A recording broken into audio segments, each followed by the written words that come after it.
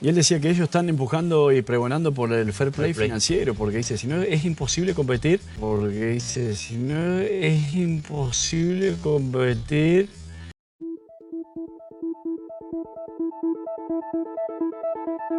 Donde la Conmebol tomó una pésima decisión. Hace algunos años eran 4 los equipos brasileños que clasificaban directamente a la Copa Libertadores. Hoy día son 8, prácticamente un tercio de los que disputan el Brasileirao.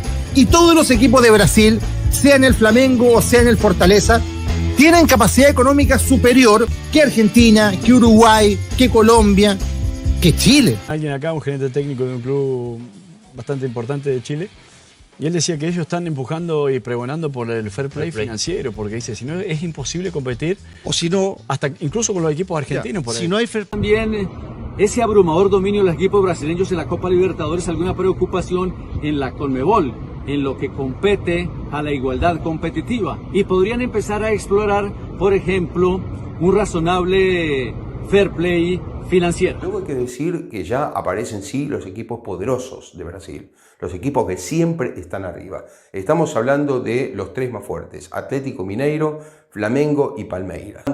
Y el Palmeiras viene, como siempre, un equipo inexpugnable realmente, viene de golear 5-0 a Cerro Porteño con un show otra vez de Ronnie, un jugador que se rumorea que va a pasar al fútbol europeo en cualquier momento. Yo creo que si Palmeiras no lo vende es porque sabe que tiene chances de ganar una tercera Copa Libertadores seguida, pero lo que hay que decir es que Palmeiras jugó 8 partidos en esta Copa, los 6 de la fase de grupos y los 2 de octavos, y ganó los 8 partidos, tiene una enorme cantidad de goles, y creo que está incluso mejor de lo que estaba en las temporadas pasadas. Y el otro equipo que hay que decir que también es poderosísimo y que jugó la final contra Palmeiras el año pasado es el Flamengo, que directamente destrozó al Tolima colombiano. Bueno, Flamengo ya le había ganado a Tolima de visitante, pero bueno, en Río de Janeiro fue una masacre, le metió 7-1 en una noche espectacular de un jugador que me encanta, que realmente tiene un futuro extraordinario, que no creo que dure mucho en Brasil, que es Pedro.